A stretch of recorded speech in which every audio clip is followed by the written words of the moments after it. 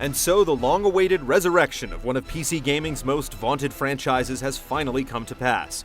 But much has changed since the Lord of Terror was still a mere twinkle in Blizzard North's eyes.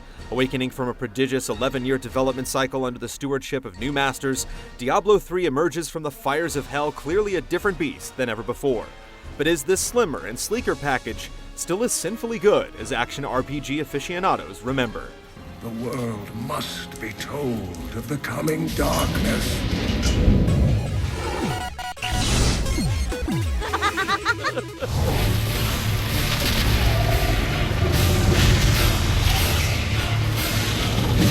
12 years after Diablo and his ilk were purged from the dark corners of Sanctuary, a mysterious star crash lands upon the rickety borders of New Tristram, setting into motion the events that would once again bring mankind's greatest champions up against the primevals of hell.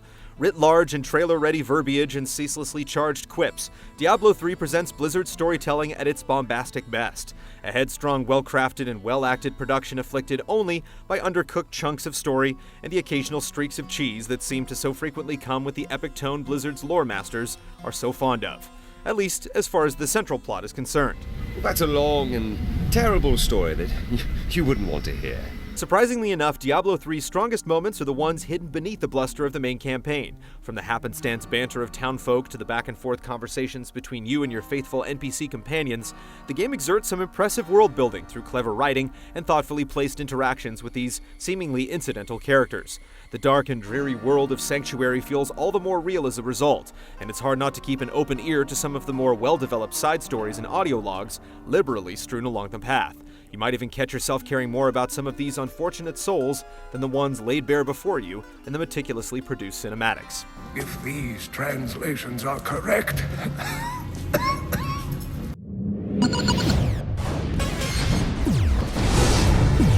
the armies of light and shadow will clash across the fields of eternity. Past its gloriously overdone fight scenes and predictable Scooby-Doo style betrayals, what noticeably sticks out most in this decidedly less dark iteration of Diablo is a radical shift away from the stringent and often punishing aspects of the series' past. My eye will fall on them and discover their heinous, treasonous plans as well. Gone are the stat point allocations, talent trees, and item identification scrolls that have for so long been the cornerstones of the series' complex feel. What's left is a game that may seem a fair deal simpler, but one that still makes choice feel meaningful. Right from the get-go, it's clear that the game opens itself up to a more playful approach to experimentation. One needn't look further than the thoroughly redone rune system, which allows players to freely customize the secondary properties of their skills at any time, or the artisan system, which grants a means of regulating the types of gear and gems at their disposal, for proof that Diablo has moved on from its severe past. Soul-crushing difficulty modes accepted, of course. There is no justice in murder. At the beginning, however, the goings are simple enough. Diablo III readily preserves the series' kill, smash, and loot sensibilities across 4 mostly linear acts, filled with just enough randomized dungeons, world maps, and chance events to make each playthrough feel slightly different than the last. If scrutinized solely on the merit of its progression content, the game's unrelenting single-mindedness and conspicuously unresolved narrative threads leave something to be desired, especially for players expecting much more of an evolution from past games this time around. That said, it isn't until reaching Nightmare mode that Diablo III begins to show more of its diabolical hand. Once the training wheels of normal difficulty rock off, it's an entirely new ballgame. How satisfying. Thanks to a general increase in mob counts, life totals, and damage numbers, the harder difficulty settings in Diablo III require a brutal awareness of the game's finer points. In time, it becomes much less about vanquishing the prime evils than eliminating all imperfections from your character build. The true game rests on a ceaseless cycle of trial and error, optimization and upgrades, and a constant adaptation to the insidious, randomly generated evils that it throws your way. Elite spawns wear their modifiers like grotesque badges of honor, and you'll know precisely if it's time to fight or flee with some of the more maliciously configured ones out there. The mere act of surviving feels like an accomplishment. Unsurprisingly enough, it all comes back to the loot game in the end. Determining where you stand in the pecking order and making the necessary item acquisitions and rune adjustments to progress even further is still very much part of the game's intoxicating drive. But as such, it also becomes a bit contradictory to the series' newfound open-ended nature, with a rigid focus on stats and gear. The bigger and badder monsters of Nightmare and beyond seem artificially tuned to increased gear levels rather than player skill, ultimately making a substantial portion of your efforts all about clearing a checkpoint of equipment rather than coming upon any particular revelations in tactics or ability loadouts. The series' experimental dabble in in-game auction houses, both with fictional gold and real-life dollars, has proven to be a worthwhile feature thus far by taking away some of the burden of gambling time and effort on waiting for an upgrade to drop. At press time, however, the real money auction has yet to be implemented. In terms of the game's other primary features, Hardcore Mode provides a merciless venue for players to flex their best survival skills, while a customizable cosmetic banner option injects a personal touch unique to each player in place of avatar options.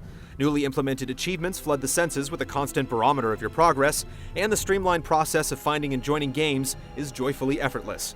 The only thing missing from this jamboree is PvP, which is due in the indeterminate future through a content patch.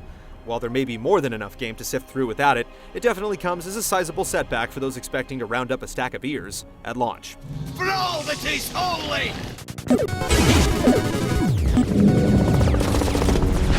I feast on their agony, their eternal anguish. While the inclusion of an MMO-style skill bar and a retuned potion belt stand out as some particularly big changes from previous games, the series' click-happy, spam-friendly formula for success remains blissfully intact, and there are yet more substantial additions still. More than anything, it's the classes that truly define the Diablo experience, and they're the best realized the series has seen yet. Thank you for saving me. Save for the strapping barbarian, the character classes in Diablo III bring an eclectic mix of new blood to the table, though they do riff off of familiar motifs from the heroes of past. The wizard and witch doctor, for instance, recall shades of sorcerer and necromancer respectively in their arcane mischief out on the battlefield. But to call them carbon copies would be giving the imaginative flourishes poured into each class short shrift. The time-bending, form-manipulating, and volatile conjurations rendered by these mystic dynamos bring bold new tactics to the game. The monk, meanwhile, places its own spin on the tank healing template set by its ancestor, the Diablo II paladin, with a highly mobile and defensive style of battle, complemented by the cunning killing arts of the demon hunter, who brings the best of the Amazon and assassin to life with a lethal loadout of magically tinged gadgets. The scent of battle saturates the air. The wide repertoire of laser beams, melee slashes, skill shots, and utility skills at your disposal provide a thrilling toy box of destruction to lay waste with. And it gets more intriguing still once crazy, unconventional builds and subtle rune alterations factor into play. Suffice to say, combat remains unperturbed as one of the core strengths of the series, feeling no less potent, tense, or tactile in all its simple savagery more than a decade later. Do you smell that? The falling star struck the town of Tristram. The dead rose in its wake. Though it's noticeably taken some liberties with the series' dolorous hues and somber crypts, the reports of an aesthetically dumbed-down Diablo have been greatly exaggerated. Here is a dark game that lavishes its flush of colors with cocksure swagger, resulting in a striking and painterly look that skillfully reflects the game's artistic ambitions. A sophisticated physics system adds veritable impact and realism to each carefully placed blow, while the tastefully done spell effects endow each skill with distinct flair and presence out on the battlefield. It all comes together in a tight and arresting package that surprisingly manages to stay legible even in the midst of the most chaotic engagements. You'd be wrong-headed to call out Diablo III on being too bright, but to call it unimpressive would be downright foolish. The true vision of the Lord of Hell! As expected, the sound and cinematics department deliver the gusto with a chilling soundtrack, as well as world-class cutscenes that continue to lead the rest of the industry by the nose. The game's voice actors should also be commended for giving their all with excellent performances throughout, especially considering some of the hammy dialogue that they've had to endure. You do believe me, don't you, Leah? Let the games begin. While Diablo III's fundamental flaws are few, they certainly bear mentioning.